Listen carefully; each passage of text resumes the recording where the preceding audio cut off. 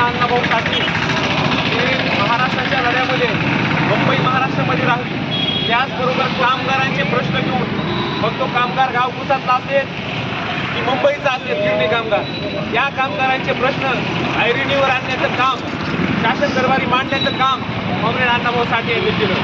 Comrade Annabhau Sathe सतत म्हणायचे की ही कर्तव्य शेष नागाच्या मस्तकावर बसून कामगारांच्या तळहातावर आहे.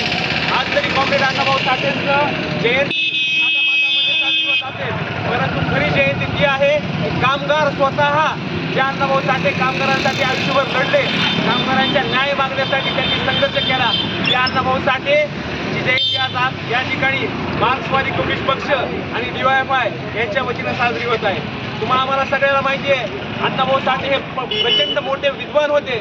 त्यांनी 52 कादंबऱ्या लिहिल्या आणि ते मार्क्सवादी कम्युनिस्ट पक्षाचे एक मोठे नेते होते. म्हणून त्यांचा प्रवास वाटेगाव ते रशियापर्यंत कम्युनिस्ट पार्टीमुळे सहज शक्य झाला.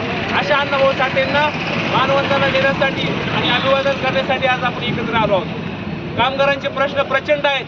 अजूनही कम्युनिस्ट पार्टी तोच लाल झेंडा घेऊन आणि तोच अण्णाभाऊ साठेंचा विचार घेऊन कामगारांच्या प्रश्नावर लढणारा एकमेव पक्ष, एकमेव डावी चळवळ म्हणजे कम्युनिस्ट पार्टी आहे. आणि त्याच कम्युनिस्ट पार्टीनं आज ठरवलं की अण्णाभाऊ साठे यांच्या जयंतीच्या दिवशी केवळ मोठमोठे बॅनर लावून, मोठा औडंबर करून किंवा त्याची मार्केटिंग न करता अण्णाभाऊ हे कामगारांचे होते आणि अण्णाभाऊची जयंती खऱ्या कामगारामध्ये साजरी व्हावी हा हेतू ठेवून आज आम्ही इथे आलो आहे. या ठिकाणी मार्क्सवादी कम्युनिस्ट पक्षाचे जिल्ह्याचे सेक्रेटरी अजय पुरंडे हे देखील इथे उपस्थित आहे. मी त्यांना 2 मिनिटांमध्ये विनंती करेन.